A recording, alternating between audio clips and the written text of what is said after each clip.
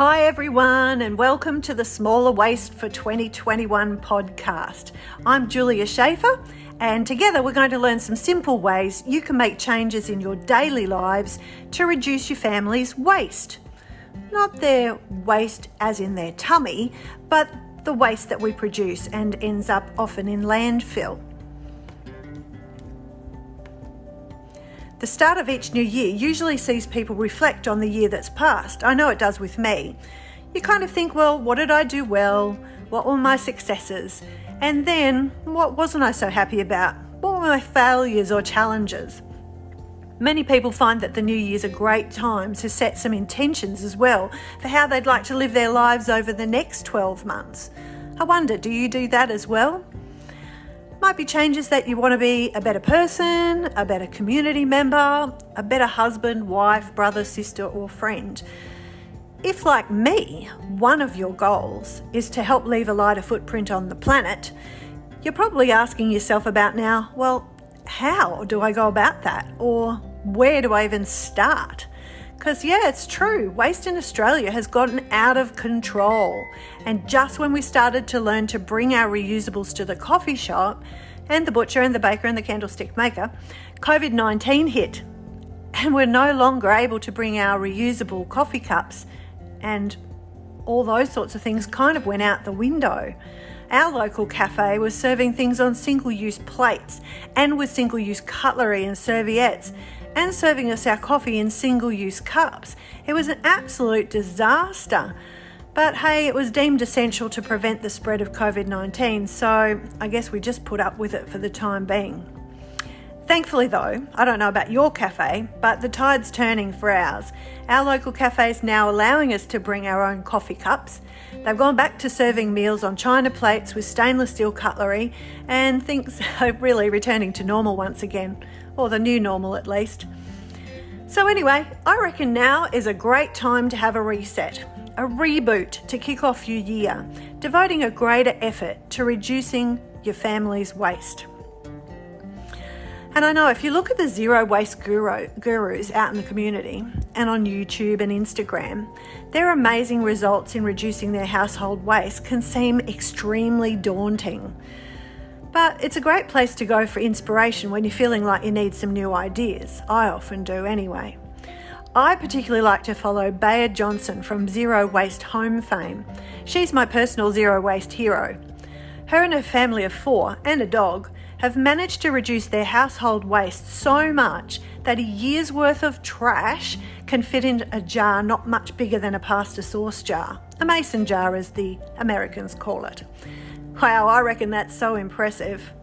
Another person I follow is Lauren Springer from Trash is for Tossers and the Package Free store. She's doing just as well in her zero waste journey and has loads of YouTube videos to teach and inspire people along on their own personal journey. So if you get a chance, look up both those lovely ladies and see if they give you some inspiration. If the goal of fitting your annual waste into a pasta sauce jar seems a little too much to take in, which quite frankly for my family it is, I'd encourage you to set some smaller goals, a bunch of them. See, setting achievable goals is where this podcast can help. Each week I'll share with you some ideas that you can implement straight away that will go a long way to helping reduce your family's waste. And I'll introduce some bigger goals that you might like to work towards over time. Some will require a little bit of planning or effort, and some are so easy that you'll wonder why on earth you haven't been doing them already.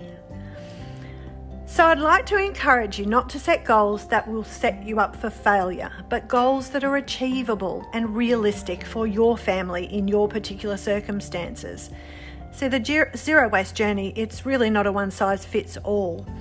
There are work, life, family circumstances that will affect the outcome for your particular family. Just keep trying to introduce something new, a new measure each week, and allow it to settle in and become the norm before you add any extras. This will help your family to get on board and not suffer from some sort of shock at the whole bevy of changes that are being thrust upon them.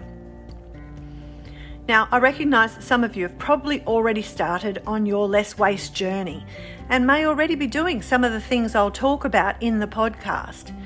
So I guess you can use this as a sort of refresher course. I'm thinking though that you'll probably discover some things along the way that you didn't really know about. And if you do, I hope you'll share the podcast if you find it useful. And please subscribe so that you can hear it each week. Also, as you go through this journey towards less waste, it's important to celebrate the little wins with your family too. If you can change just one thing, let's see, an example might be buying plastic bottles full of water, which you've usually done, but you're going to change that this year by giving everyone a refillable drink bottle to start their school or work year. And then why don't you do this? Keep a tally of how many bottles you have collectively not added to landfill on a chart on the fridge. Then when you reach a certain milestone, celebrate with each other in a sustainable way. Perhaps a family trip to the beach or a picnic in the garden, a camping trip, or share a movie with some homemade popcorn, and celebrate the fact that you're doing something good for the planet.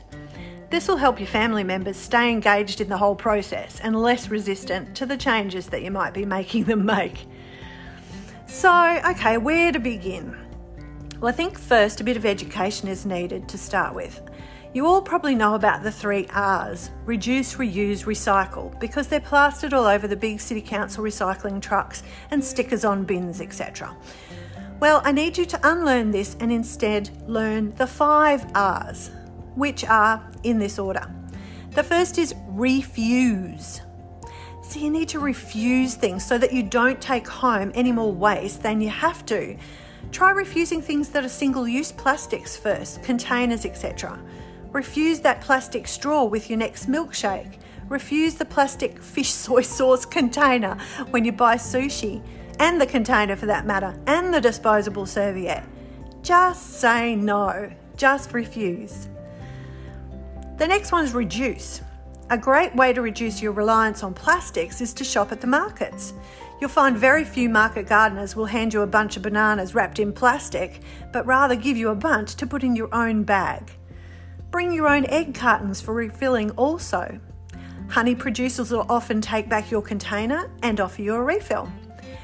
Instead of buying your bread in a plastic bag, start taking a bread bag to the bakery with you. You can make one yourself out of just a couple of tea towels. When you pick up the bread, ask them if they could put it in paper if you don't have a bread bag with you, and the paper can then be reused or composted down. Imagine if you did that, how many plastic bread bags and their little plastic ties you'll avoid sending to landfill. The next one's reuse. One thing I've learnt recently from my sister was to reuse the mushroom bags on your bench top to put your compostables in. Things like your veggie trimmings, eggshells, etc. Once it gets full, you can put the whole thing, bag and all, either into your worm farm or the compost heap. Reuse gift bags that people have given you at Christmas time to repurpose for another gift.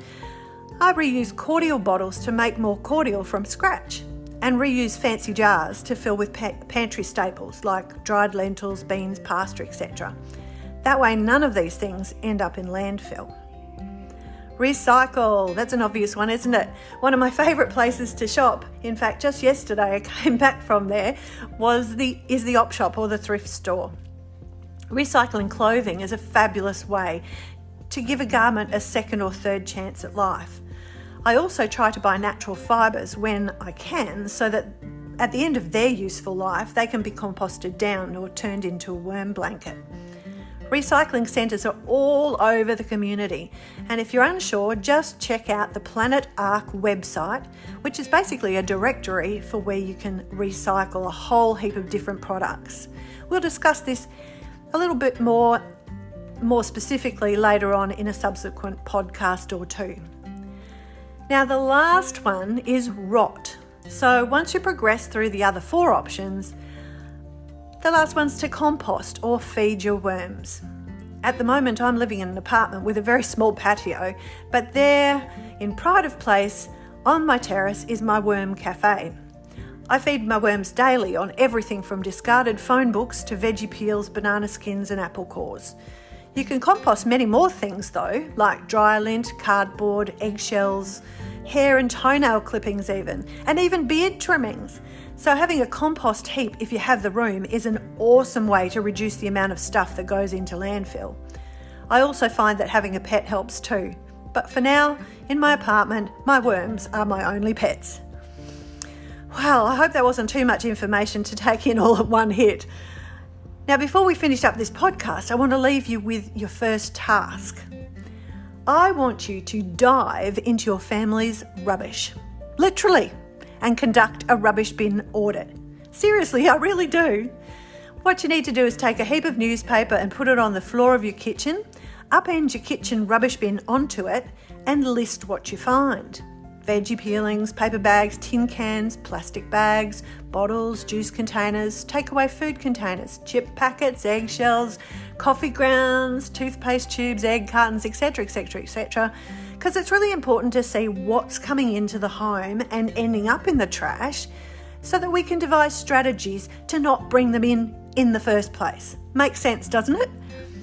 Next week, we could start on some strategies for reducing this waste. Some will be easy, as finding out where you can and can't recycle and what you can and can't recycle, and where to get rid of those tricky items like batteries and electronic equipment. Others will be about conscious consumerism, being aware as a shopper.